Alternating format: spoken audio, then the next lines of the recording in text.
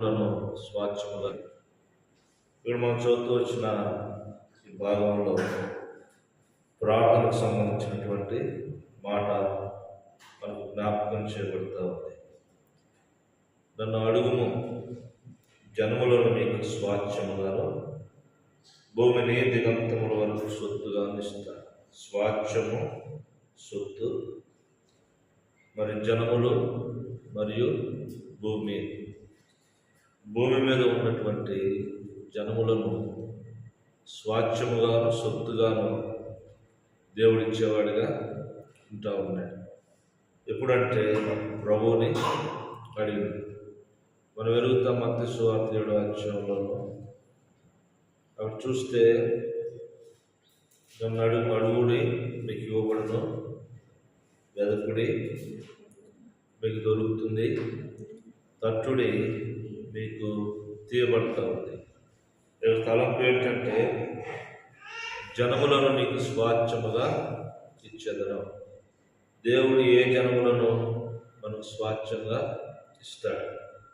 ఉదాహరణ మనం చూసినప్పుడు దేవుని యొక్క వాక్యంలో రక్షణ లేనటువంటి వారి గురించి ఆయా మాటలు చెప్పబడుతూ వచ్చినాయి. యెషయా గ్రంథంలో మనం చదివితే 44వ అధ్యాయము లేక 45వ అధ్యాయం 12వ వచనము, యెషయా గ్రంథము 45వ అధ్యాయము 22వ వచనము చదివితే, భూదిగంత నివాసులారా నా వైపు చూచి రక్షణ పొందుడి. భూదిగంత నివాసులు, భూమి యొక్క దిగంతముల వరకు, భూమి యొక్క అంచుల వరకు వ్యాపించి ఉన్నటువంటి ప్రజలను దేవుడు స్వాచ్ఛముగాను సొత్తుగాను ఇచ్చేవాడు. ఇంకో మాట మనం చదివితే యెషయా గ్రంథంలోనే మరి ఒక మాట మనం జ్ఞాపకం చేయబడతాం. యెషయా గ్రంథం 55వ అధ్యాయం, దప్పికొనిన వారులారా నీళ్ల యొద్దకు రండి. ఎవరిని ఆయన స్వాచ్ఛంగా ఇవ్వబోతా ఉన్నాడంటే దప్పికొనినటువంటి వారు. ఒకటేమో భూదిగంత నివాసం, రెండవది దప్పికొనినటువంటి వారు. మూడో మాట మత్తయి సువార్తలో 11వ అధ్యాయం 28వ వచనంలో మనం చదివితే అక్కడ దేవుని యొక్క వాక్యాలు మనం చదువుతాము. ప్రయాసపడి భారమును మోసుకుంటున్న సమస్తమైన వారులారా, ప్రయాసపడి భారం మోసుకుంటున్న సమస్తమైన వారులారా నా యొద్దకు రండి, నేను మీకు విశ్రాంతిని కలుగజేయుదును. అలాగనే అపోస్తల కార్యములో మనం చదివినప్పుడు 2వ అధ్యాయంలో వారు హృదయం ముందు పుచ్చుబడి పేతురు అపోస్తలుని అడిగినప్పుడు అనంటాడు, మూర్ఖులని తరము వారికి వేరే మీరు రక్షణ పొందుడి. 5వ మాటను చూస్తే యోహాను బాప్తిసం ఇస్తున్నటువంటి సందర్భంలో తన యొద్దకు బాప్తిసం తీసుకోవడానికి వచ్చినటువంటి ప్రజల గురించి ఈ మాట పలుకుతా వచ్చినాడు. ఎవరు అంటే వారు మనం చదివితే బాప్తిసం ఇచ్చేటువంటి యోహాను మత్తయి సువార్త ఇక్కడ చూసినప్పుడు ఆయన అంటాడు, వారు బాప్తిసం ఇస్తూ తీసుకోవడానికి వచ్చినప్పుడు మత్తయి సువార్త 3వ అధ్యాయము మనం చదివినప్పుడు 3వ అధ్యాయం 4వ వచనం నుంచి చదువుతూ వస్తే అక్కడ వారితో మాట్లాడుతూ ఉన్నాడు. ఆ సమయమున యెరూషలేము వారును యూదయ వారును యోర్దాను నది ప్రాంతముల వారును అతని యొద్దకు వచ్చి, వీరందరికీ ఒక పేరు పెట్టాడు.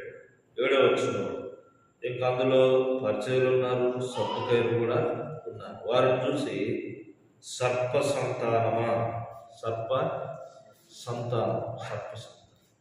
బైబిల్లో ఈ విధంగా అనేక సందర్భాల్లో రకరకాలైనటువంటి పేర్లతో పిలువబడ్డాయి. ఎవరి గురించి పిలువబడ్డాయంటే ఈ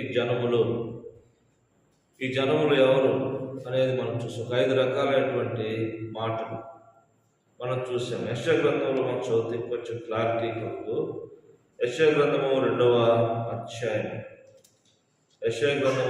అధ్యాయంలో మనం చదివితే వారు మరి 1వ వచనం నుంచి లేకపోతే 2వ వచనం, మంచి దినములలో పర్వతముల పని యెహోవా శిఖరములను స్థిరపరచబడి కొండల కంటే ఎత్తుగా ఎత్తబడును.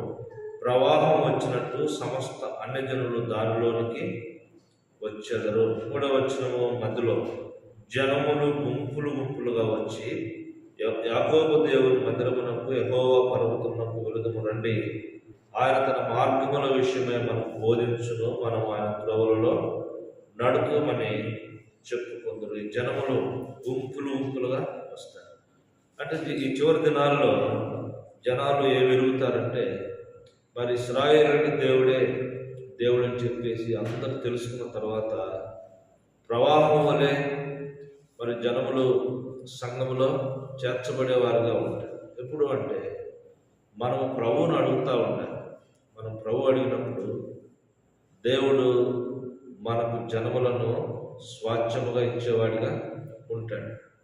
అనేసార్లు మరి రక్షణ పొందినటువంటి వారు సంఘంలో చేర్చబడినప్పుడు కొద్దిమందికి మాత్రంగానే కనపడతా ఉంటాం.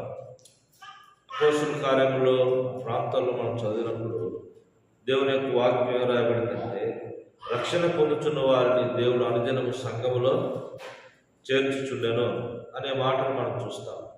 రక్షణ పొందుతున్నటువంటి ప్రజలు అనుదినము సంఘములో చేర్చబడుతూ వచ్చారు. సంఘము సంఖ్యకు విస్తరిస్తూ వచ్చింది. ఈ సంవత్సరము దేవుడిచ్చినటువంటి సంఘ వాగ్దానం కూడా అది. నీ నోరు బాగా తెరుము. కీర్తనలు 9-10 వచనాలు, 10-11 వచనాలు. నీ నోరు బాగా తెరుము, నేను దాన్ని నింపాను. తెరవమంటే అర్థం ఏంటంటే నోరు తెరిచి ఉండటం కాదు. నోరు తెరిచి ఏం చేయాలంట? ప్రభువుని అడగాలి. నోరు తెరవడం అంటే నోరు తెరుచుకొని ఉంటే ఏమన్నా ఈగలు పోతాయి లోపలికి, దోమలో ఈగలు పోతాయి. నోరు తెరవడం అంటే ప్రార్థన చేయటం అనే సందర్భాల్లో ఎవరైనా మౌనంగా ఉంటే నోరు తెరిచి మాట్లాడడం, ఆ నోరు తెరిచే ముత్యాలు ఏమైనా రాలిపోతాయా అన్నట్టుగా అంటారు. ప్రభువుని అడగటం, నోరు తెరవడం అంటే ప్రభువుని అడిగితే దేవుడు వాక్యం చేత నింపుతాడు, ఆత్మల చేత నింపుతాడు. 2 రకాలు. ఆత్మలు సంఘానికి అనుగ్రహించబడతాయి, అలాగే దేవుని యొక్క వాక్యం కూడా అనుగ్రహించబడతాయి. కానీ స్వాచ్ఛముగా ఇస్తాడు. రక్షణ లేనటువంటి ప్రజలను సంఘానికి దేవుడు స్వాచ్ఛముగా ఇస్తాడు. అలాగనే భౌతికంగా కూడా ఆలోచించినప్పుడు 123 కీర్తనలో మనం చూద్దాము, కుమారుడు యెహోవా అనుగ్రహించు స్వాచ్ఛము. కుమారులను, ఆత్మ సంబంధమైనటువంటి కుమారులను దేవుడు సంఘానికి ఇచ్చేవాడిగా ఉంటాడు, స్వాచ్ఛంగా ఇచ్చేవాడిగా ఉంటాడు. వారిని సొత్తుగా ఇచ్చేవాడిగా ఉంటాడు. సొత్తు 1 కొరింథీ 6వ అధ్యాయంలో చదివితే, మీరు విలువ పెట్టి కొనబడిన వారు, మీరు మీ సొత్తు కాదు. దేవుడు విలువ పెట్టి కొని వారిని దేవుని యొక్క సంఘములో స్వాచ్ఛముగా ఉంచేవాడిగా ఉంటాడు. ఎలాంటి స్వాచ్ఛం అంటే కొలసి 1:12 అంటాడు, తేజోవాసులైన పరిశుద్ధుల స్వాచ్ఛము. ఎబ్రీయులకు రాసిన పత్రికలు కూడా మనం చదివితే జ్యేష్ఠుల యొక్క సంఘము అంటాడు. తేజోవాసులైన పరిశుద్ధుల స్వాచ్ఛాన్ని జ్యేష్ఠుల యొక్క సంఘము అంటాడు. అపోస్తలుల కార్యములు మనం చదివితే క్రీస్తు తన స్వరక్తం ఇచ్చినటువంటి సంఘము అంటాడు. క్రీస్తు తన స్వరక్తం ఇచ్చి సంపాదించినటువంటి సంఘం.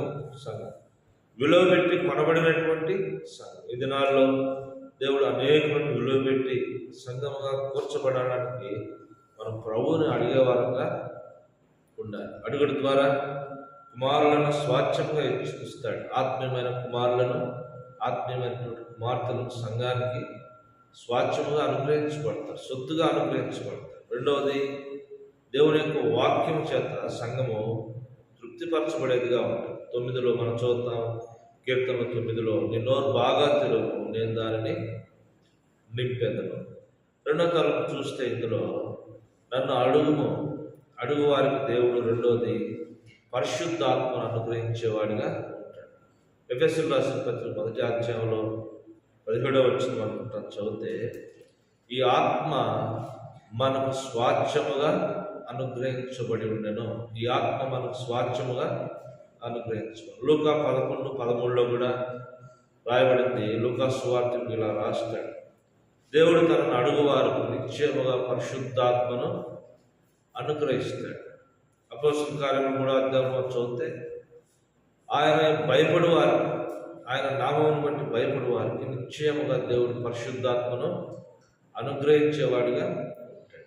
2వ తలుపులో దేవుడు పరిశుద్ధాత్మను మనకి అనుగ్రహించేవాడు, స్వాచ్ఛముగా అనుగ్రహించేవాడిగా ఉంటాడు. ఇందులో 3వ భాగంగా చూసినప్పుడు, 3వదిగా చూస్తే దేవుని యొక్క వాక్యంలో మరి యాకోబు రాసినటువంటి పత్రికలో మనం చదివితే, ఎవరికైనా జ్ఞానము పొదువుగా ఉన్నాడన్నా వాడు దేవుని అడగవలను, అది వారికి ధారాళముగా అనుగ్రహించబడు, అది వారికి ధారాళముగా అనుగ్రహించబడేదిగా ఉంటుంది. జ్ఞానము ఈనాడు సంఘములో క్రీస్తు యొక్క జ్ఞానము సమృద్ధిగా నివసించాలని ఎఫెసీయులకు పౌలపోస్తులు రాస్తూ ఉంటాడు. సమృద్ధి అయినటువంటి జ్ఞానం, నానా విధమైనటువంటి జ్ఞానము, క్రీస్తు యొక్క జ్ఞానము సంఘములో సమృద్ధిగా నివసింపబడుట కొరకై మనం అడిగేటువంటి వారంగా ఉండాలి. 4వ మాటగా చూస్తే మత్తయి సువార్తలో, మత్తయి సువార్త 7వ అధ్యాయము 11వ వచనం, మత్తయి సువార్త 7వ అధ్యాయము 11వ వచనం మనం చదివినప్పుడు, మీరు చెడ్డవారైన మీ పిల్లలకు మంచి ఈవులను ఎరిగి ఉండగా పరలోకమందున మీ తండ్రి తనను అడుగు వారికి అంతకంటే ఎంతో నిశ్చయముగా మంచి ఈవులను దేవుడు మనకి ఇచ్చేవాడుగా ఉంటాడు. శ్రేష్టమైనటువంటి ఈవులను దేవుడు మనకి ఇచ్చేవాడు. ఈ ఈవులు ఎక్కడి నుంచి మనకు అనుగ్రహించబడతాయి? ఎక్కడి నుంచి అనుగ్రహించబడతాయంటే, యాకోబు రాసిన పత్రికలో యాకోబు గ్రంథకర్త ఇలా అంటాడు. యాకోబు 1వ అధ్యాయం మనం చూస్తే 1వ అధ్యాయము 16-17 వచ్చిన, నా ప్రియ సహోదరులారా మోసపోతుంది, శ్రేష్టమైన ప్రతి ఈవియు సంపూర్ణమైన ప్రతి వరమును పరసంబంధమైనదే జ్యోతిర్మయ తండ్రి యొద్ద నుండి వచ్చును. దేవుడు ఎక్కడి నుంచి మనకు ఈవులను ఇస్తాడంటే, పరసంబంధమైనటువంటి ఈవులు, అవి శ్రేష్టమైనటువంటివి, అవి జ్యోతిర్మయుడు తండ్రి యొద్ద నుండి మనకు అనుగ్రహించబడేవిగా ఉంటాం. అయితే ఇలా అడగటానికి ముందు మరి మనం 1-2 విషయాలు చేయవలసిన వారంగా. ఏంటిగా 1-2 విషయాలు అంటే, యోహాను సువార్త 15వ అధ్యాయంలో మనం చదివినప్పుడు ఆయన అంటాడు, నా యందు మీరును మీ యందు నేను నిలిచి ఉండేలా మీకు ఏది ఇష్టమో అడుగుడి, అది నేను మీకు ఇచ్చేవాడిగా ఉంటాను. అలాగనే 1 యోహాను పత్రిక 3వ అధ్యాయము 21వ వచనం, 1 యోహాను మొదటి పత్రిక 3వ అధ్యాయము మనం చదివినప్పుడు అక్కడ 22వ వచనం, మరియు మనం ఆయన ఆజ్ఞలను గైకొనుచు ఆయన దృష్టికి ఇష్టమైనవి చేయుచున్నాము కనుక మనం ఏమి అడిగినను అది ఆయన వలన మనకు దొరుకును. ఎప్పుడు ఒకటి, దేవుని యొక్క వాక్యం మనలో నిలిచి ఉండటం, మనము దేవునిలో నిలిచి ఉండటం. 2వది, దేవుని యొక్క ఆజ్ఞల ప్రకారం మనము నడిచేవారంగా ఉండాలి.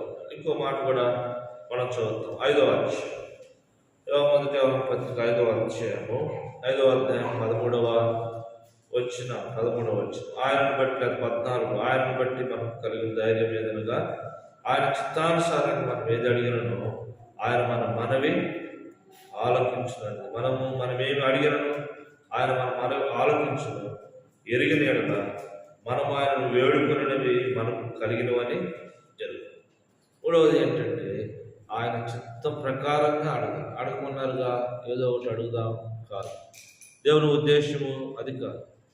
ఆయన ఉద్దేశం ఏంటంటే, ఆయన చిత్తమును బట్టి మనం అడిగే వారంగా ఉండాలి. ఆయన చిత్తాన్ని స్పష్టంగా తెలుసుకొని అడిగేటువంటి వారు. మొదటిది, ప్రభు మన మనవి ఆలకించి మనకు ఈవులను అనుగ్రహించాలంటే మనం ఆయనలో ఉండాలి, ఆయన మనలో ఉండాలి. 2వది, మరి ఆయన ఆజ్ఞలను నిత్య జీవితంలో మనం అభ్యాసం చేసేవారు, ప్రాక్టీస్ చేసేవారు, ఆజ్ఞల ప్రకారం నడిచేవారంగా ఉండాలి. అలా నడుస్తున్నటువంటి ఆ సమయాల్లోనే మరి 3వది మనం చూసినప్పుడు ఆయన చిత్తాన్ని ఎరుగుతాం. ఆయన చిత్తాన్ని ఎరిగినప్పుడు మనం ఆయన ఉద్దేశాలను అర్థం చేసుకున్నప్పుడు, ఆయన తలంపులను అర్థం చేసుకుంటున్నప్పుడు ఆయన మనకు వాటిని ఇచ్చేవాడిగా ఉంటాడు. ఎంతగా ఇచ్చేవాడంటే ఎఫెసీ 3:20లో ఒక మాట మనం చూద్దాం. ఎఫెసీయులకు రాసిన పత్రిక 3వ అధ్యాయము 20వ వచనం. ఎఫెసీయులకు రాసిన పత్రిక 3వ అధ్యాయము 20వ వచనం.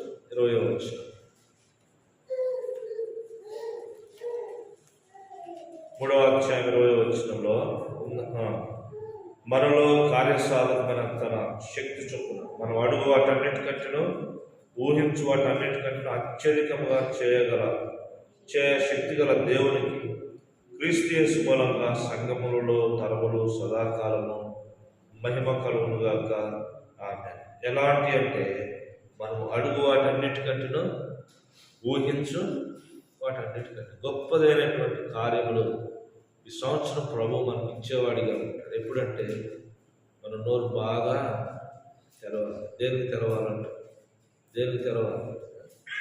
కాకి ఏం చేస్తుందంటే తల్లి కాకిని చూడగానే పిల్ల కాకులు నోరు తెరుస్తాయి కదా. చూసారు చిన్నప్పుడు పిల్లల్ని తల్లి కాకిని చూసినట్టే లేదా తల్లి పక్షిని చూసినట్టే తండ్రి పక్షిని చూసినట్టు పిల్లలు ఏం చేస్తాయి? కిచుకిచుమని అట్లా నోరు తెరుస్తాయి. నోరు తెరిచినప్పుడు ఆ పక్షి ఏం చేస్తుంది? తను తెచ్చినటువంటి ఆహారం అందులో పెట్టేదిగా ఉంటుంది. ఇప్పుడు 2 రకాలు ఇక్కడ మనకు కావాలి. ఒకటి నోరు తెరుస్తాయి, రెండోది అరుస్తూ ఉంటాయి కదా. నోరు తెరుస్తుంటే నోరు తెరిచి అని అరుస్తూ ఉంటాయి. అదేం చేస్తాడు? తను తెచ్చిన ఆహారం అందులో. కనుకనే మనం నోరు తెరవాలి, ప్రభువుని అడగాలి. నోరు తెరిచి ప్రభువుని అడగాలి. అప్పుడు మనం నోరు ఏం చేయబడిందంట? సమృద్ధితోటి నింపబడి అతి శ్రేష్టమైన గోధుమలతో కొండ తేనెతోటి కదా, చెక్కుముక్కు రాతి నుండి కారేటువంటి బలమైనటువంటి తేనెతోటి ఆయన మనం నింపేవాడిగా ఉంటాడు. అటువంటి దేవుడు మనకి అనుగ్రహించుగాక.